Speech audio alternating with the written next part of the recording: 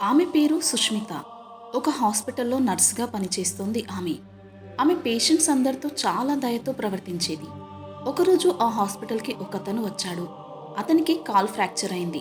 Doctor treatment చేసి వెళ్ళాక nurse అతనికి మెడిసిన్ ఇవ్వడానికి వచ్చింది. అతను నొప్పితో బాధపడుతూ ఉన్నాడు. అప్పుడు సుష్మిత అతనితో కాసేపు మాట్లాడింది. దాంతో కాస్తైనా ఆ బాధను మర్చిపోతాడతను అని మాట్లాడుతూ అతనికి ఇంజెక్షన్స్ ఇచ్చింది. అలా మాట్లాడుతూ నీ పేరేంటి అని అడిగింది. అతడు తన పేరు జాబాజ్ అని చెప్పాడు. మాటల్లో అతను చెప్పాడు తనకు చిన్నప్పటి నుంచి డాక్టర్స్ అంటే చాలా భయం అని. అప్పుడు సుష్మిత అంటుంది, నీకు డాక్టర్స్ అంటే ఎందుకంత భయం? ఇప్పుడు నీకు ఈ కాలు నొప్పికి ట్రీట్మెంట్ చేసింది ఆ డాక్టర్సే కదా అడిగింది. నా చిన్నప్పటి నుంచి నాకేదైనా జబ్బు చేసినా లేదా మా ఇంట్లో ఎవరికైనా జబ్బు చేసినా మేము ఎప్పుడు హాస్పిటల్కి లేదా డాక్టర్ దగ్గరికి వెళ్ళలేదు. అందుకే నాకు ఆ డాక్టర్ని చూడగానే చాలా భయం వేస్తుంది అన్నాడు. అప్పుడు సుష్మిత అన్నది, సరే నీకు డాక్టర్ అంటే భయం, కానీ నేను డాక్టర్ని కాదు కదా, నర్సునే కదా, కాబట్టి భయపడకు అని నవ్వుతూ చెప్పింది సుష్మిత. అలా వాళ్ళిద్దరికీ పరిచయం ఏర్పడింది. డిశ్చార్జ్ అయ్యాక అతను సుష్మితతో మాట్లాడుతూ ఉండేవాడు. ఇద్దరి పరిచయం ప్రేమగా మారింది. ఇద్దరు వివాహం చేసుకోవాలి అనుకున్నారు. కానీ అది అంత సులభమైనది కాదు. ఎందుకంటే వారి మతాలు ఒకటి కాదు అన్నది సమస్య ఒక్కటే కాదు ఇక్కడ. అతను ఈ దేశస్థుడు కాదు, ఆఫ్ఘనిస్తాన్కి చెందినవాడు. దానివలన సుష్మిత వాళ్ళ ఇంట్లో అస్సలు ఆ వివాహానికి ఒప్పుకోరు. సుష్మిత తన తల్లిదండ్రులకు ధైర్యంగా చెప్పింది. దాంతో తల్లిదండ్రులు సుష్మితను పిచ్చి పిచ్చి ఆలోచనలు మానుకోమని, బుద్ధిగా ఉండమని, నెల రోజుల్లో మన మతానికి చెందిన వాళ్ళతోనే పెళ్లి జరిపిస్తాము అని చెప్పి ఆమెను ఇంట్లో ఉంచారు. కానీ సుష్మిత ఎంతో ఏడ్చింది. అది చూసి సుష్మిత వాళ్ళ అన్న మనసు కరిగింది. దాంతో సుష్మితకు జాబాజ్కి అతను రిజిస్టర్ మ్యారేజ్ చేశాడు, ఇంట్లో వారికి ఎవరికీ తెలియకుండా. కానీ ఇక్కడ సుష్మిత ఒక విషయాన్ని తన అన్నయ్య దగ్గర కూడా దాచింది. అదేంటంటే తాను పెళ్లి చేసుకున్నాక ఇక్కడ ఇండియాలో ఉండదు, భర్త వెంబడి ఆఫ్ఘనిస్తాన్కి వెళ్తున్నాను అన్న విషయాన్ని తన అన్నయ్య దగ్గర చెప్పలేదు. ఒకవేళ చెబితే తన అన్న ఈ పెళ్లికి ఒప్పుకోడు అన్న భయంతో ఆమె చెప్పలేదు. మ్యారేజ్ అయ్యింది. జాబాజ్తో ఇండియాలో అతను ఉంటున్న ఇంటికి వెళ్ళింది. సుష్మిత వాళ్ళ అన్న వాళ్లకు ఇంట్లో ఉండడానికి అవసరమైన వస్తు సామాగ్రిని అన్నింటినీ అందించి సుఖంగా ఉండండి అని చెప్పి వచ్చాడు. ఏదైనా అవసరం ఉంటే అడగమని చెప్పాడు. ఆ మాటలు విన్న సుష్మితకు దుఃఖం ఆగలేదు. ఎంతో ప్రేమిస్తున్న అన్నయ్యని నేను మోసం చేస్తున్నానా? నేను ఆఫ్ఘనిస్తాన్కి వెళ్తున్నాను అని చెబితే అన్నయ్య ఈ పెళ్లికి ఒప్పుకోడు, అందుకే దాచిపెట్టాల్సి వచ్చింది అని మనసులోనే బాధపడింది సుష్మిత. అలా వారం రోజుల్లోనే ఆఫ్ఘనిస్తాన్కి బయలుదేరారు వాళ్ళు. సుష్మిత పెళ్లికి ముందే జాబాజ్కి చెప్పింది తను పెళ్ళయ్యాక తన మతాన్ని మార్చుకోను అని.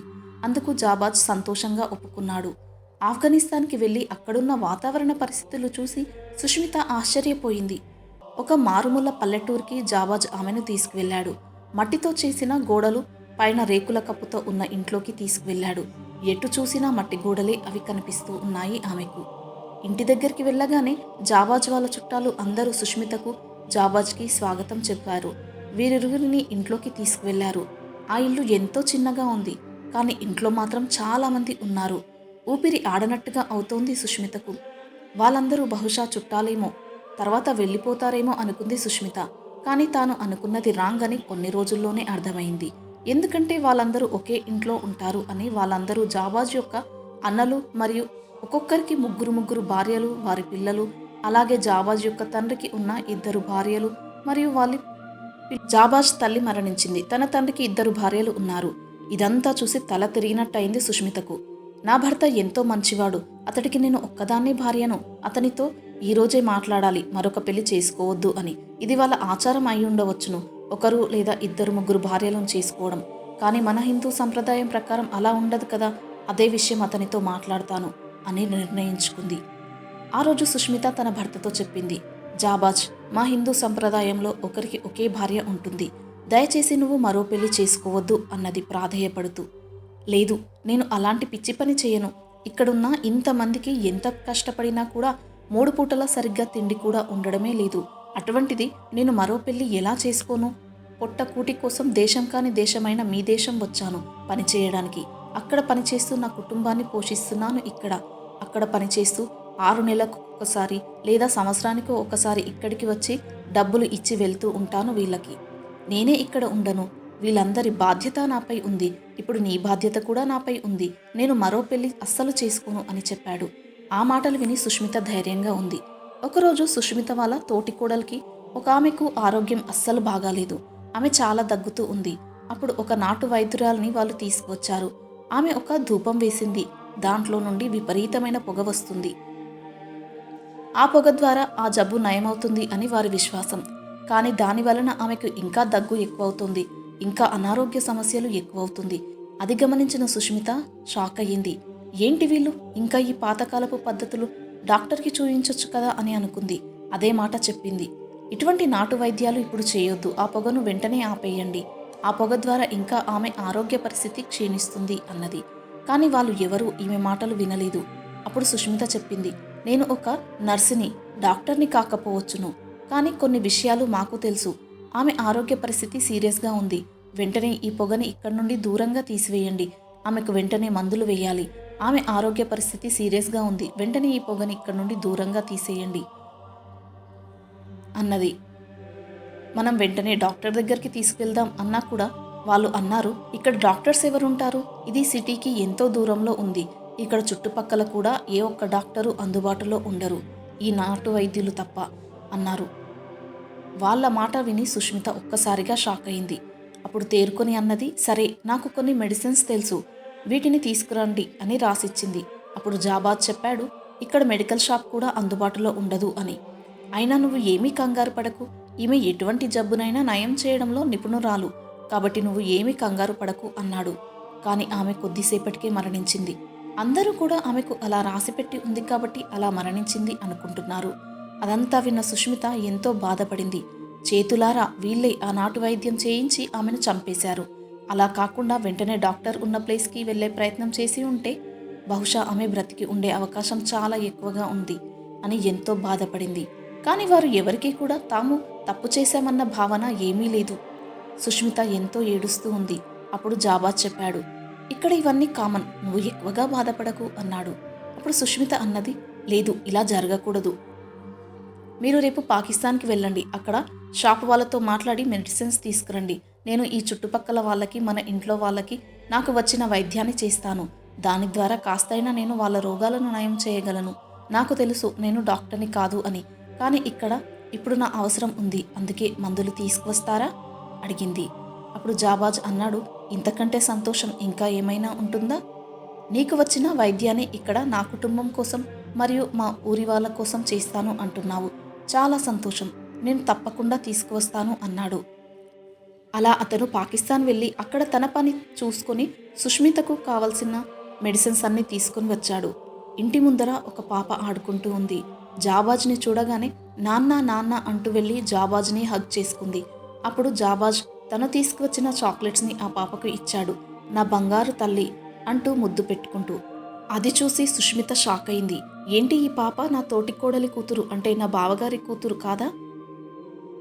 ఇన్ని రోజులు మా బావగారి కూతురు అనుకున్నాను, కానీ కాదు, ఎంత మోసం అనుకుంది. అది గమనించిన జాబాజ్ వెంటనే సుష్మిత దగ్గరికి వచ్చాడు. సుష్మిత చాలా కోపంగా లోపలికి వెళ్ళిపోయింది. నన్ను ఎంతలా మోసం చేస్తారు అనుకోలేదు. మీకు ఆల్రెడీ పెళ్లి జరిగింది, పాప కూడా ఉంది, కానీ ఈ విషయం నా దగ్గర ఎందుకు దాచారు అంటూ కోపంగా ఏడుస్తూ అడిగింది. అప్పుడు జాబాజ్ చెప్పాడు, సుష్మిత ఇక్కడ ఇవన్నీ కామన్, కానీ నీకు ఈ విషయం తెలిస్తే నువ్వు బాధపడతావు అని నీకు తెలియచేయలేదు. ఆ రోజు ఆ చనిపోయిన ఆమె నా భార్య, ఆమె కూతురే ఈ పాప అనడంతో సుష్మితకు తల తిరిగింది. ఇంత మోసం చేస్తావా అని అడిగింది. సుష్మిత, ఇందులో మోసం ఏముంది?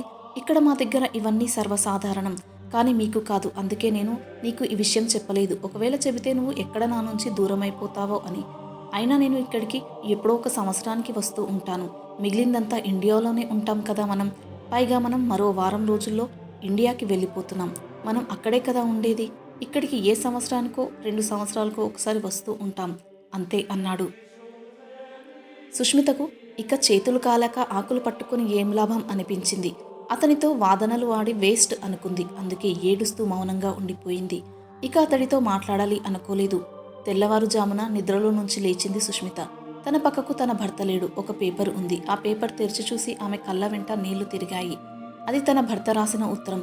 అందులో ఇలా ఉంది, సుష్మిత, నేను అర్జెంటుగా ఇండియా వెళ్లాల్సి వస్తుంది. అక్కడ ఉన్న మా చిన్నాన్న ఆరోగ్యం బాగాలేదు. ఆయన ఒక్కడే పనులన్నీ చేసుకోవడం ఇబ్బంది అవుతుంది. అందుకే నేను బయలుదేరుతున్నాను. నిన్ను నాతో పాటు తీసుకువెళ్ళాలి అనుకున్నాను, కానీ అనుకోకుండా నిన్ననే నీకు ఆ విషయం తెలిసింది. నువ్వు నాపై ఎంతో కోపంగా ఉన్నావు. ఎటువంటి సమయంలో నేను నిన్ను ఇండియాకు తీసుకువెళ్తే నువ్వు నన్ను వదిలేసి మీ పుట్టింటికి వెళ్ళిపోతావేమో అన్న భయం. అందుకే ఇక్కడే ఉంచుతున్నాను. నేను మరో 3 నెలల్లో వస్తాను. అప్పటి వరకు నీకు కాస్త కోపం తగ్గుతుంది కదా. అప్పుడు నిన్ను నాతో పాటు ఇండియాకి తీసుకువెళ్తాను.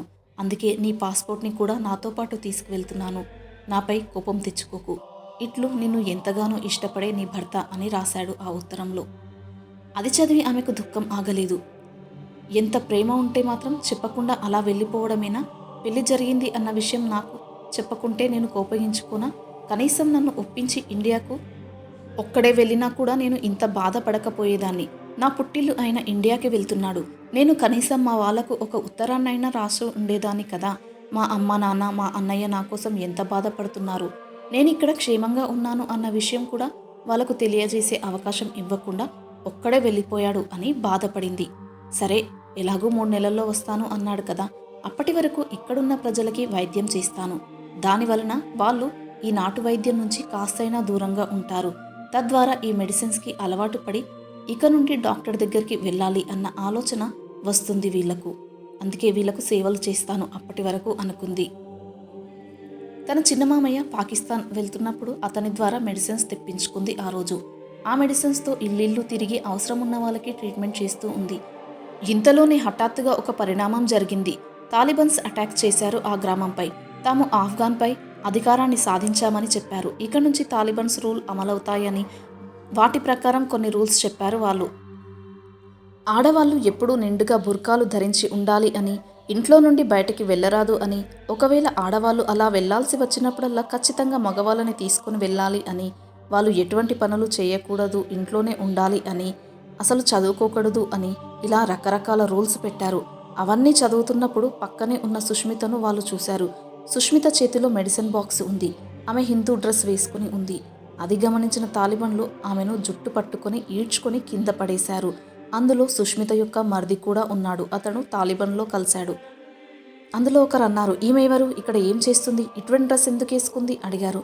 అప్పుడు సుష్మిత వాళ్ళ చిన్నమామ చెప్పాడు, ఈమె మా కోడలు, ఒక హిందువు, అందుకే ఈమె ఈ బట్టలు వేసుకుంది.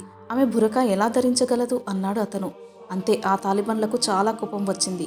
పెళ్లి చేసుకుంది కదా, కాబట్టి ఇస్లాంని పాటించాల్సిందే. కాబట్టి ఇప్పటి నుండి బుర్కా వేసుకోవాలి.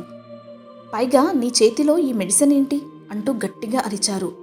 భయంతో ఏడుస్తూ చెప్పింది సుష్మిత, నేను ఒక నర్సుని, ఇక్కడున్న వాళ్ళకి ట్రీట్మెంట్ చేస్తున్నాను అని చెప్పింది.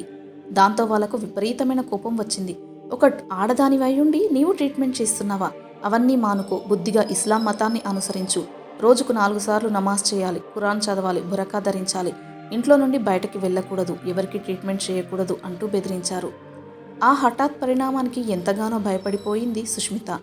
భయంగా గడుపుతోంది. ఎంతో దుఃఖం వచ్చేస్తుంది. తన జీవితం ఇలా అవుతుంది అని తాను అస్సలు ఊహించలేదు.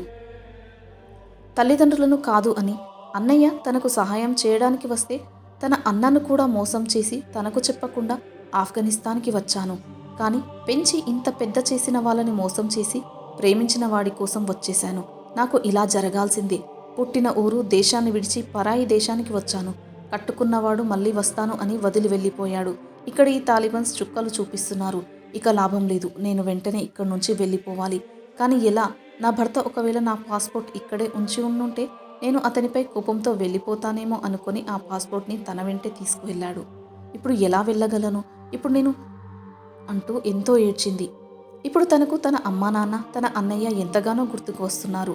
వాళ్ళను తలుచుకొని ఎంతో బాధపడుతూ ఉంది. ఏడుస్తూ తనని తానే సమాధానపరుచుకుంది. ఇక ఏడ్చి ప్రయోజనం లేదు అనుకుంది. తన భర్త 3 నెలల్లో తిరిగి వచ్చి తనని తీసుకువెళ్తాను అన్నాడు కదా. అప్పటి వరకు ఎలాగోలాగా కాలం గడిపేస్తే ఈ నరకం నుండి బయటపడి నా స్వేచ్ఛా ప్రపంచమైన నా మాతృభూమి భారతదేశానికి వెళ్తాను అనుకుంది. కానీ ఆమె అనుకున్నది ఏమీ జరగలేదు. వస్తాను అన్నా భర్త రాలేడు. తాను అక్కడ ఇండియాలో పనుల్లో బిజీగా ఉండడం వలన ఇప్పుడే రాలేకపోతున్నాను అని, మరో 7-8 నెలల్లో అక్కడే ఉండాల్సి వస్తుంది అని ఉత్తరం రాశాడు. అది చూసి గుండె బరువెక్కింది సుష్మితకు. తను ఎవరి కోసం ఇక్కడ ఉంటుంది? కట్టుకున్న భర్త ఇక్కడ లేడు. అటువంటిది తాను ఎవరి కోసం ఇక్కడ ఉండాలి? వద్దు, ఈ నరకం నుండి ఎలాగైనా బయటకు వెళ్ళాలి అనుకుంది. బయటకు వెళితే బుర్కా లేకుండా వచ్చినందుకు తాలిబన్స్ కాల్ చేస్తారు. అందుకే తాను బుర్కా వేసుకుంది. అలా వేసుకుని ఇంట్లో నుండి బయలుదేరింది. అప్పుడే తన భర్త యొక్క కూతురు ఫాతిమా అడిగింది సుష్మితను, మీరు ఎక్కడికి వెళ్తున్నారు అని. అప్పుడు సుష్మిత గాబరా పడిపోయింది. తర్వాత చెప్పింది, నేను ఇక్కడే పక్కకే వెళ్తున్నాను. ఒక ఆమెకు ఆరోగ్యం బాగాలేదు. ఆమెకు ట్రీట్మెంట్ చేయడానికి. నేను ఒకవేళ ట్రీట్మెంట్ చేయకుండా ఆ తాలిబాన్స్ చెప్పినట్టు ఇంట్లోనే ఉంటే ఆమెకు సరి అయిన సమయానికి వైద్యం అందకుండా ఆ రోజు మీ అమ్మ చనిపోయినట్టే చనిపోవాల్సి వస్తుంది. అందుకే ఆ తాలిబాన్స్ చూడకుండా నేను వెళ్ళి ఆమెకు వైద్యం చేసి వస్తాను అని అబద్ధం చెప్పింది. అప్పుడు ఫాతిమా అన్నది, నేను కూడా వస్తాను మీతో పాటు, మీకు తోడుగా అన్నది. చేసేది లేక భయం భయంగా తాలిబాన్స్ కంటపడకుండా వెళుతుంది. ఎలా వెళ్ళాలి ఈ పాపను పెట్టుకొని అంటూ ఆలోచిస్తూ ఉండగా కొంచెం దూరం వెళ్ళాక ఫాతిమా అన్నది, నాకు తెలుసు మీరు వైద్యం కోసం వెళ్ళడం లేదు, ఇండియా పారిపోవాలి అనుకుంటున్నారు కదా అన్నది. ఆ మాటలు విని సుష్మిత షాక్ అయింది, గాబరా పడింది. అప్పుడు ఫాతిమా అన్నది, మీరు భయపడకండి, నేను మీరు వెళ్ళడానికి సహాయపడతాను. మీరు ఇక్కడ నుండి కాబూల్ వెళ్ళండి, అక్కడ నుండి ఇండియాకి వెళ్ళిపోండి అని సలహా ఇచ్చింది. ఫాతిమా చేసిన సహాయానికి కళ్ళ వెంట తెలియకుండానే నీళ్లు వచ్చాయి సుష్మితకి. తనని గట్టిగా హక్ చేసుకుని ఒక ముద్దు పెట్టి, థ్యాంక్స్ అమ్మా, బహుశా నేను మళ్ళీ ఎప్పటికీ నిన్ను కలవకపోవచ్చును, నువ్వు జాగ్రత్తగా ఉండు. వీలైతే నేను ఇండియాకి వెళ్ళి మీ నాన్నగారికి చెబుతాను నిన్ను కూడా ఈ నరకం నుండి అక్కడికి తీసుకురమ్మని అంటూ తాను ఒక వెహికల్ పట్టుకొని కాబూల్కి వెళ్ళింది. అక్కడ ఇండియాకి వెళ్ళాలి అనుకుంటున్నాను అని చెప్పింది. అప్పుడు వాళ్ళు పాస్పోర్ట్ అడిగారు, కానీ తన దగ్గర పాస్పోర్ట్ లేదు. అదే విషయం వాళ్ళకి చెప్పింది. అప్పుడు వాళ్ళన్నారు, డీటెయిల్స్ అన్నీ తీసుకుని పాస్పోర్ట్ రావడానికి కొన్ని రోజుల సమయం పడుతుంది, పాస్పోర్ట్ వచ్చాక ఇండియా వెళ్ళడానికి పర్మిషన్ ఇస్తాము అని చెప్పారు. అది విని ఎంతో నిట్టూర్చింది సుష్మిత. ఇప్పుడు అన్ని రోజులు తను ఎక్కడ ఉండాలి అంటూ బాధపడింది.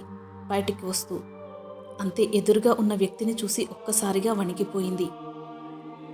ఎదురుగా తాలిబన్స్ ఉన్నారు. అందులో తన సొంత మర్ది కూడా ఉన్నాడు. అతడు వచ్చి వదినా అని కూడా చూడకుండా సుష్మితను లాక్కెళ్ళి ఇంట్లో పడేశాడు. నిన్ను బయటికి వెళ్ళొద్దు అని చెప్పాను కదా, అటువంటిది ఒంటరిగా అలా ఎలా బయటికి వెళ్ళావు అంటూ కోపంతో అరుస్తున్నాడు. అదంతా చూసిన సుష్మిత వాళ్ళ చిన్నమామయ్య అడ్డు తగిలాడు. తను ఎంతైనా నీ అన్న భార్య, తనకు ఇవన్నీ కొత్త, తను మన మతం కాదు, ఇవన్నీ అర్థం కావడానికి కాస్త సమయం పడుతుంది. నువ్వు తాలిబాన్లలో కలిసి మమ్మల్ని అందరి జీవితాలని ఇంకా నరకప్రాయం చేస్తున్నావు, దయచేసి ఆమెను వదిలిపెట్టు అని ప్రాధేయపడ్డాడు. సుష్మిత ఏడుస్తూ ఉంది. ఆ మరిది ఈసారి అన్నాడు, ఈసారి ఊరుకునేదే లేదు, అన్న భార్య అని వదిలేశాను, ఇక ఇప్పటి నుండి వదిలేది లేదు, ఎక్కడ కనిపిస్తే అక్కడే గన్తో షూట్ చేసేస్తాను అని తిట్టుకుంటూ బయటికి వెళ్ళిపోయాడు.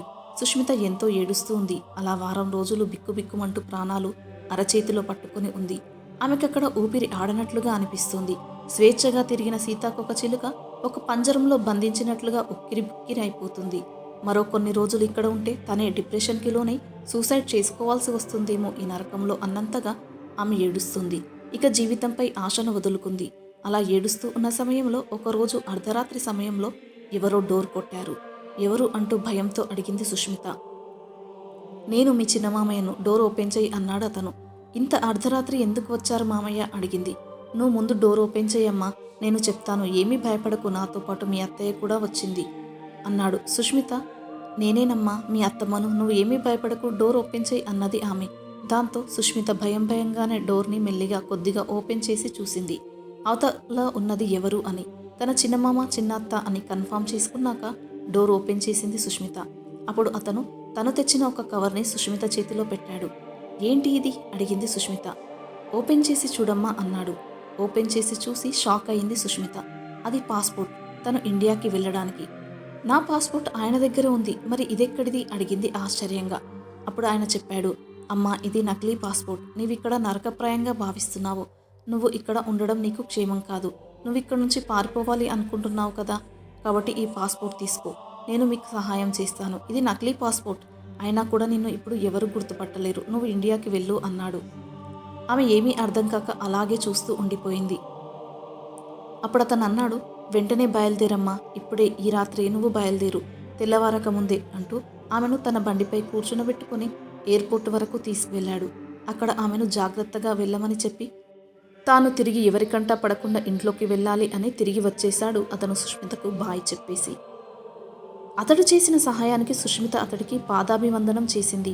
2 చేతులు జోడించి మొక్కింది, వస్తున్న కన్నీటిని తుడుచుకుంటూ. ఎయిర్పోర్ట్లో ఆమెకు ఎన్నో ప్రశ్నలు ఎదురయ్యాయి. వాటన్నిటినీ చాకచక్యంగా ఏదో విధంగా జవాబులు చెప్పింది ఆమె. ఆమెకు అర్థమవుతుంది ఆమె చెబుతున్నవన్నీ అబద్ధాలు అని, కానీ తప్పడం లేదు అనుకుంది.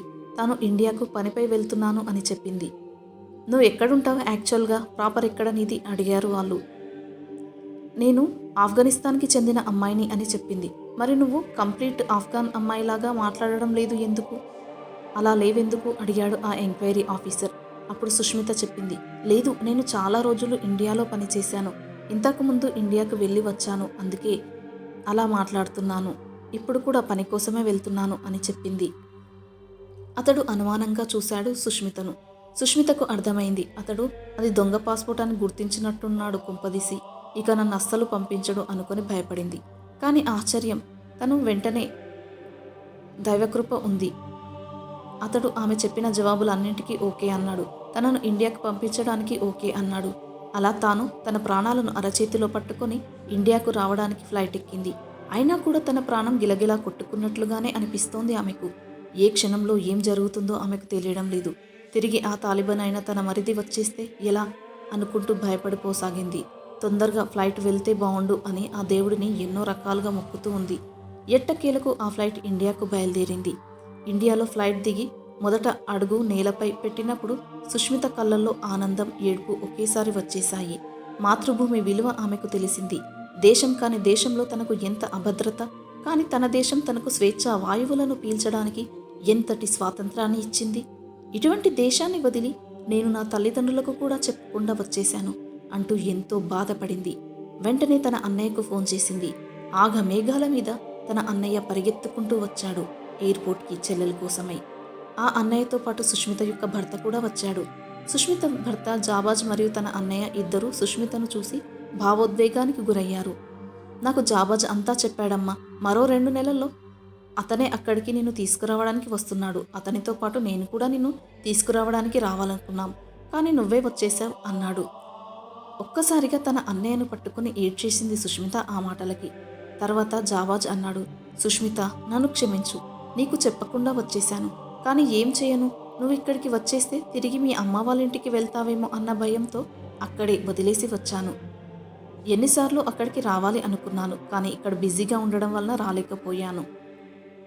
ఆ విషయం మీ అన్నయ్యకి కూడా తెలుసు. మరో 2 నెలల్లో నేను మీ అన్నయ్య మీ దగ్గరికి నిన్ను శాశ్వతంగా ఇక్కడికి తీసుకురావడానికి వద్దామనుకున్నాం. ఈలోపే నువ్వే వచ్చేశావు అన్నాడు అతను. వస్తున్న కన్నిటిని ఆపుకోలేక గట్టిగా ఏడ్చింది సుష్మిత. ఏమైంది, అక్కడ ఎవరైనా ఏమన్నా అన్నారా, ఏం జరిగింది అడిగాడు జాబాజ్ చాలా కంగారుగా. అప్పుడు సుష్మిత జరిగిందంతా చెప్పింది. అది విని జాబాజ్ ఎంతో ఫీల్ అయ్యాడు. సరే మనం ఇప్పటి నుంచి ఇక్కడే ఉందాం, నేను ఇంకెప్పుడు నీకు నచ్చని ఆ ప్లేస్కి తీసుకువెళ్ళను అన్నాడు. ఇప్పుడు వాళ్ళు ఇండియాలో సంతోషంగా ఉన్నారు. జాబాజ్ ఒక్కడే అప్పుడప్పుడు ఆఫ్ఘాన్కి వెళ్ళి వస్తూ ఉంటాడు. సుష్మిత తన జీవితంలో జరిగిన ఈ మర్చిపోని సంఘటనలను ఒక బుక్ రూపంలో రాసింది. ఈ కథ ఒక యథార్థ సంఘటన ఆధారంగా రాయబడింది. ఇది 1955లో జరిగింది. ఫ్రెండ్స్, ఈ వీడియో గనక మీకు నచ్చినట్లయితే ప్లీజ్ లైక్ చేసి సబ్స్క్రైబ్ చేసుకోండి. Thanks for watching.